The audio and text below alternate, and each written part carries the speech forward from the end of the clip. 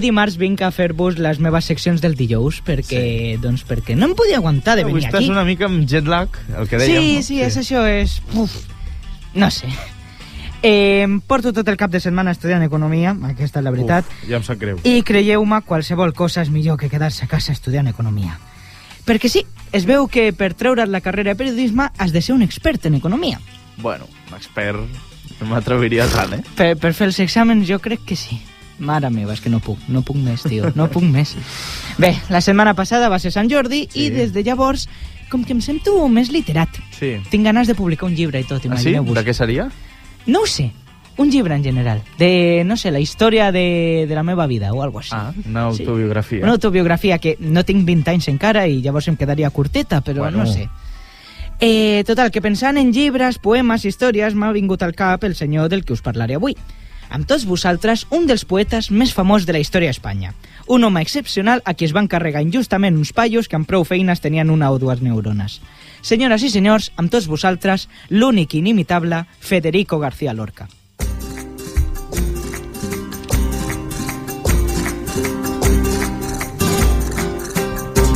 Cuando paso por el puente Triana contigo, vida mía. Som al 5 de juny del 1898 a un dels pobles amb més aura de la història, Fuentevaqueros, província de Granà. Imagineu-vos, néixer un poble que es digui Fuentebanqueros. Juntament amb Guarromán i Venta de Pantalones, ha de ser dels pobles amb els millors noms de la història. Existeix Venta de Pantalones? Existeix. Wow, Nota l'autor, increïble. Guarromán i Venta de Pantalones són dos pobles reals de la província de Jaén. Busqueu-los, estan al costat de la ciutat d'Arjonilla, que per suposat Arjonilla. també existeix. Marina Blanco, com estàs? Benvinguda de nou. Bona tarda. Existeix també, no sé, Marina existirà, no? Marina d'Or, ciutat de vacaciones. Oi, Òscar. Sí, sí. Marina d'Or, no sé si és el millor referent, però bé. Marina d'Or. En fi, estàvem parlant de Federico. El Federico i la Vicenta acaben de tenir un fill a qui anomenaran Federico també, però del Sagrado Corazón. Quin nom, tu. Quin nom. Ara sí. Però jo li diré Lorca perquè és més fàcil de recordar.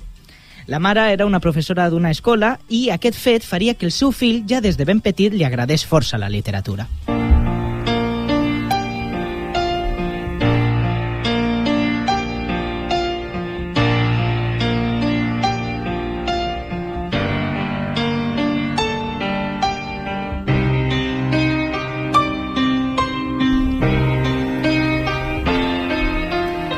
Però en aquella època el que més li agradava al petit Lorca no eren els llibres, que també, sinó la música. Es veu que va aprendre a tocar el piano i que entre els seus bros de la uni el coneixien més com a pianista que com a escriptor. Qui toca el piano aquí és, evidentment, el Federico, però el Mercurio, no el Lorca. Volia posar aquesta cançó i la veritat no tenia ni idea de com posar-la. Ben colada, Òscar, t'has de dir que ben, Sí, no? ben fet, sí. El 1914 es va matricular a la uni per estudiar dret, una carrera típica, però que deu ser 1000 cops més interessant que economia. Has fet dret a la uni a París? Sí, també he fet dret. Bueno, Estic fent dret. Doncs ja veuràs a l'examen ja. No, ja l'he vist, i encara queda un altre més. Uf! Mentre estava a la uni, com a bon estudiant, no fotia un pal a l'aigua. Es dedicava a anar amb els seus amics al bar de la facultat a fer una tertúlia que anomenaven el Rinconcillo, al voltant de cerveses i patates braves. Exactament el mateix que fem el 90% dels estudiants de periodisme. I dic fem perquè jo també ho faig. Jo no, Això no va dir, també. parla per tu, Òscar, jo no... Els altres aquí treballem. Ah, Vull dir sí? que tu no ho facis... Jo ho he fet abans de venir aquí, imagina't. Amb el temps va reunir els calés suficients per anar-se'n del que ara anomenem Erasmus. Va recórrer mitja Espanya amb els seus profes i uns quants amics seus. D'aquell viatge vindria el que els experts consideren la seva primera obra, Impressiones i paisajes, que eren textos on parlava de política. Vaja, el seu Twitter particular.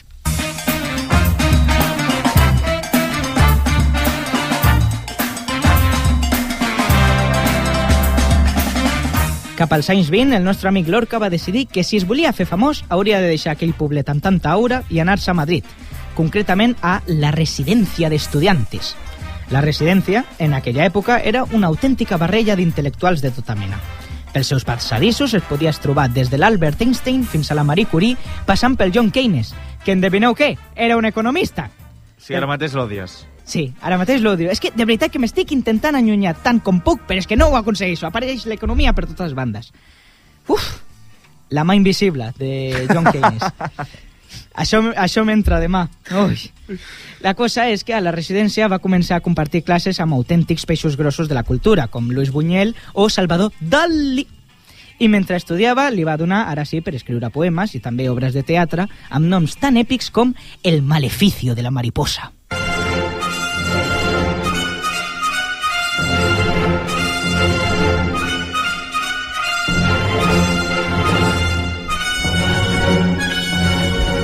Ole!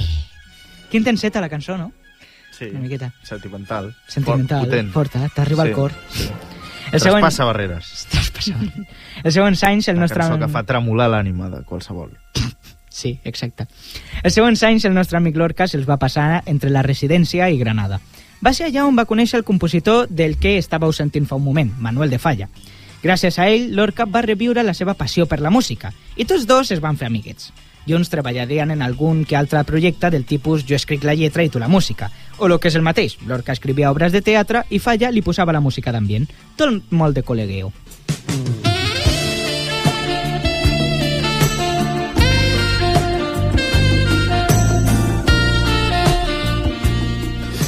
He de dir que quan passen 7 minuts de 2:08 de la tarda tenim missatge de l'audiència. Hosti, en aquest cas dirigit a Òscar Arjonilla. Ui!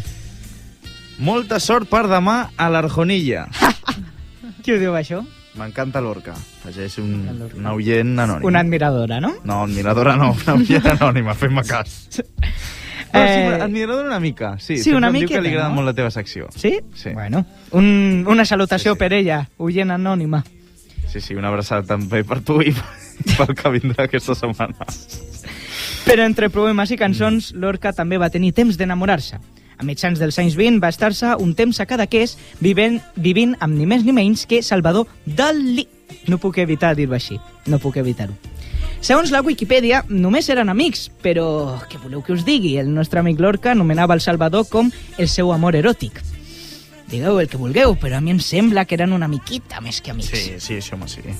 Mentre van estar-se junts, els dos van tenir el que jo anomeno un canvi de papers. Es veu que al Lorca li va donar per pintar quadres i a Dalí per escriure poemes. La cosa és que com a pintor també li va anar bastant bé al nostre amic. Fins i tot va poder encapçalar una exposició a Barcelona.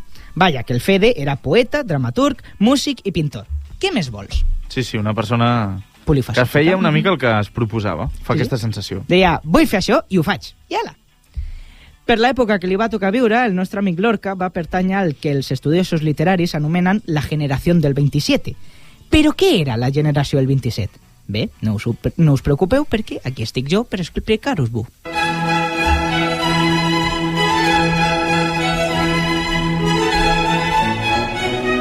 Professor, això d'explicar-vos-ho no m'acaba de quedar clar. Se m'ha llenguat la trava. Ah, d'acord. Que us ho vull explicar, vaja. Ara, això són les cerveses a la universitat que t'estan deixant, en fi. És que si tu sapiguessis. T'estàs tornant un bohemi, Òscar. Un bohemi. Bona tarda i benvinguts a la classe de literatura del professor Òscar. Amb tots vosaltres, el professor Òscar. Bé, la generació del 27 va ser una generació. I en quedo tan ampla.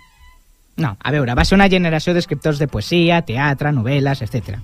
La cosa és que aquests es van fer famosos perquè tractaven més o menys els mateixos temes i de la mateixa manera.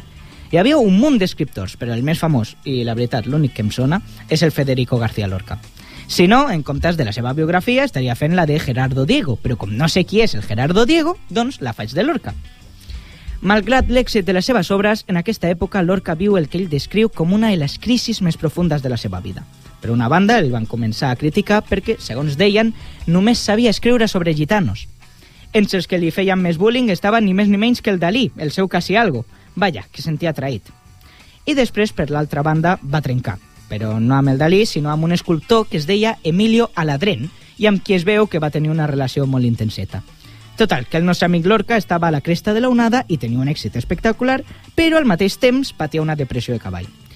Què va fer per animar-se? Doncs el que faríem tots nosaltres si tinguéssim diners, anar-se a Nova York.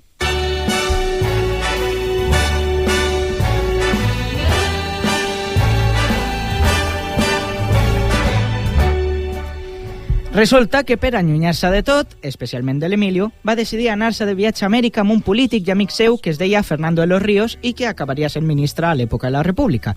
Però no ens avancem. Per parlar de Nova York era o posar aquesta cançó tan bona o la del Velano en Nueva York i, clar, sent jo, la cosa estava claríssima. És que... Molt moderna aquesta també, per molt ser tu, modern. M'estranya que no hagis posat un... Un què? No ho sé, una cançó allò que es feien a les cavernes picant amb... Home, no et passis. Amb fustes a les parets. Serà antiga, però està bé, ho has de reconèixer. Això era Nova York. És broma, Òscar, és un temacle espectacular. El Sinatra està molt bé. Home, clar, què hem de dir el Sinatra? Som al 1929 i el Fernandín, acompanyat del nostre amic Lorca, acaben de pujar-se al transatlàntic Olímpic, camí de Nova York. Dada curiosa, l'Olímpic era el germà bessó del Titanic. Afortunadament, tant Fernando com Lorca van poder pujar-se a la taula i van arribar sans i estalvis a la Gran Manzana.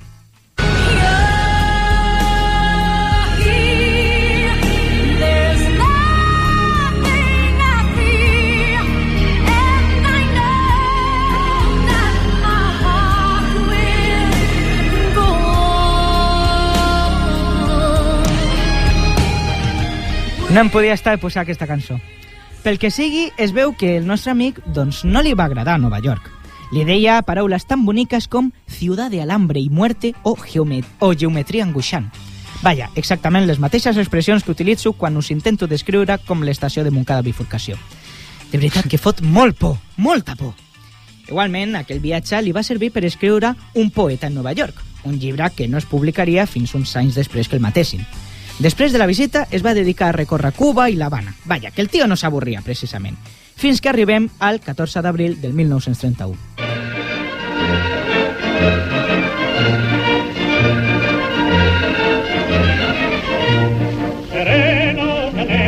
Lorca ja feia un temps que havia tornat a casa, però amb l'inici de la República va començar una nova etapa en la seva vida. Amb l'Eduardo Ugarte, que era un altre escriptor, i finançat pel Ministeri de Cultura, que estava dirigit pel Fernandín, va fundar La Barraca, un grup de teatre més o menys amateur que es va dedicar a recórrer tots els poblets petits de l'Espanya rural que van poder representar obres de teatre. Eren com l'equip del Foraster, però en comptes d'un programa per la tele, es dedicaven a representar obres de teatre del segle XV. Lorca, ets molt bona gent. Mentrestant, va tornar a Amèrica, però aquest cop a la del sud. Resulta que el nostre amic també estava arrasant a l'Argentina. I en això, què li van dir? Espera, Òscar, que ens posem en context una mica, perquè parlàvem de Nova York. Un verano en Nueva York.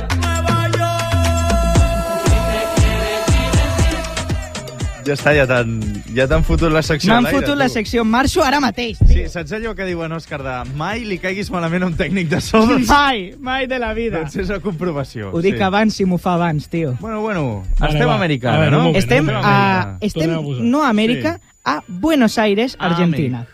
Así que, Che, ¿te quieres venir para acá, Buenos Aires, a estrenar Bodas de Sangre? sí, dale, boludo, de una. Ey, ¿qué haces? Si Lorca era de Granada. A mi hermana, que me he equivocado, perdone usted.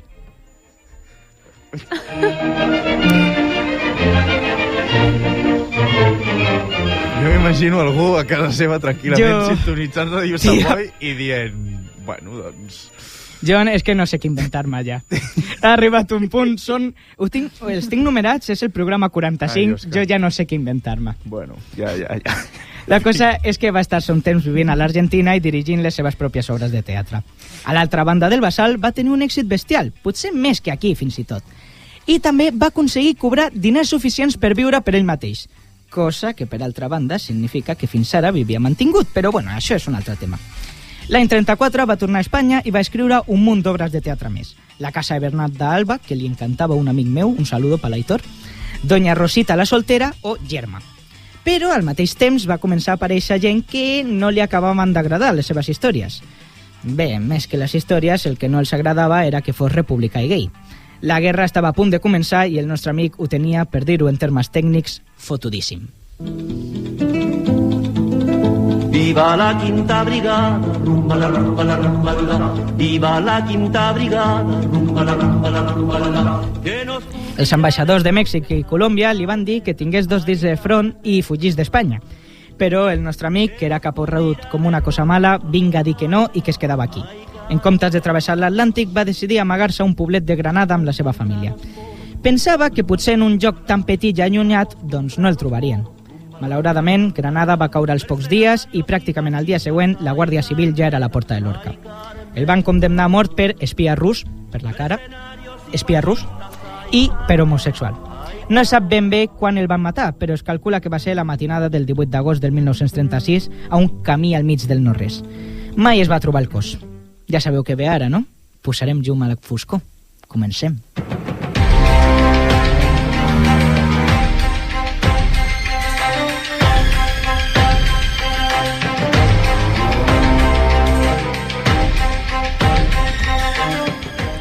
Hola a tothom, sóc Òscar Arjonilla. Gràcies per acompanyar-nos.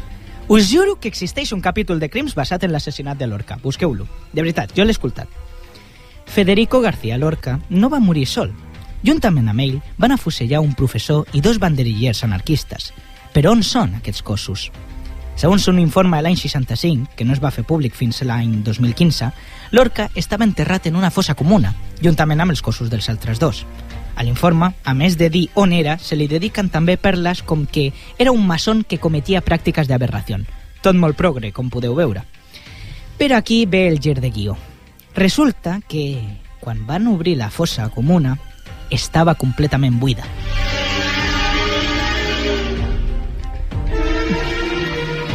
T'he trobat a faltar, efecte pertorbador. Així han anat passant els anys i el cos de Lorca, doncs, encara no s'ha trobat. I la veritat, probablement mai es trobi. Malgrat hipòtesis que diuen que fins i tot se'l van emportar a Madrid, la família ja ha dit que el deixin estar i que deixin de buscar. Federico García Lorca. Federico García Lorca, l'únic, l'inimitable, probablement un dels millors poetes i autors de la història. Un geni que ens va deixar massa d'hora. Bé, que li van obligar a deixar-nos massa d'hora. Federico, allà on siguis, que sàpigues que vas ser i encara ets avui en dia un gran.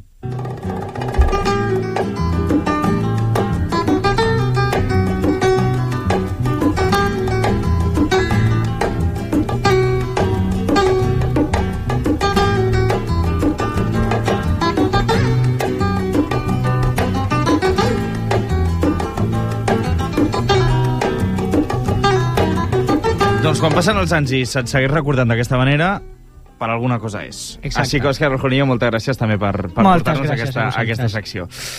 Una forta abraçada, Òscar. Ens veiem la setmana vinent. Tornarà a haver-hi jet lag una mica, crec, eh? Sí, em sembla que sí. Ho dius tu o ho dic jo? No, l'important és que et tindrem. A partir d'ara tindrem els dimecres. D'acord. Els dimecres. D'acord. Marina Blanco, també moltes gràcies. Moltes gràcies. Nosaltres ens quedem amb aquesta cançó de Lorca i en res marxem fins a Esport Local, que també tenim una cosa per explicar-vos abans de tancar el programa. Fins ara. Cançó Paco Lucía. Paco Lucía.